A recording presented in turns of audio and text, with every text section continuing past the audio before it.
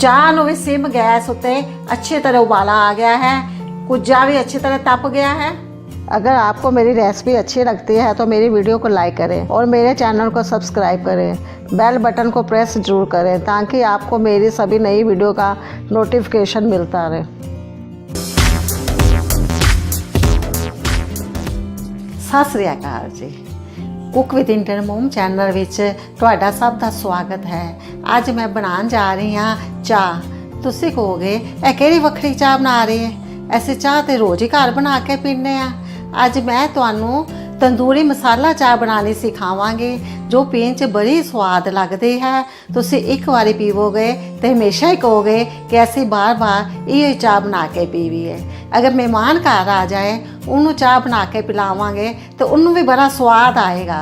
चलो शुरू करने हाँ तंदूरी चाह बनाना। चाह बनाने लई मैं गैस उत्ते पैन रखिया है। पैन विच मैं अद्धा कप पानी पावांगी।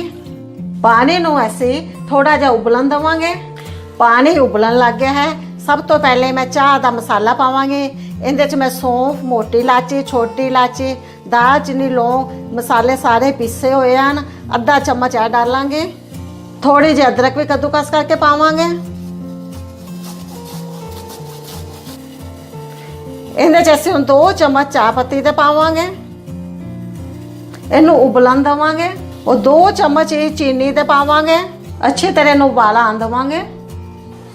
चाह दे पानी नूं अच्छी तरह उबाला आ गया है। हुण मैं इहदे विच 1 कप दुध दा पावांगे।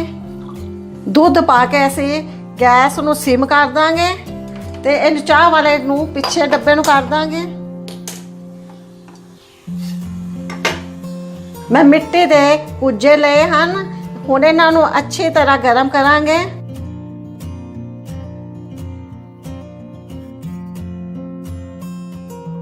चाह नूं मैं सिम गैस उत्ते रख दिता है। तद तक मैं इन्हां कुज्जियां नूं अच्छी तरह तपा लवांगी जब तक ये काले नहीं हो जाणगे। चाह नूं ऐसे 2-3 मिनट तक होर पकन देवांगे और कुज्जे वाला गैस मैं बंद कर रही हाँ। चाह भी साडी हुण अच्छी तरह रिझ गई है। मैं चाह वाला भी गैस बंद कर रही हाँ। हुण ऐसे गरम किए हुए कुज्जे विच चाह छानांगे।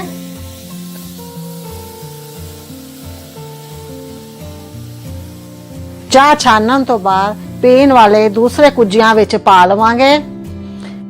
तंदूरी चाह पीण लई तैयार है।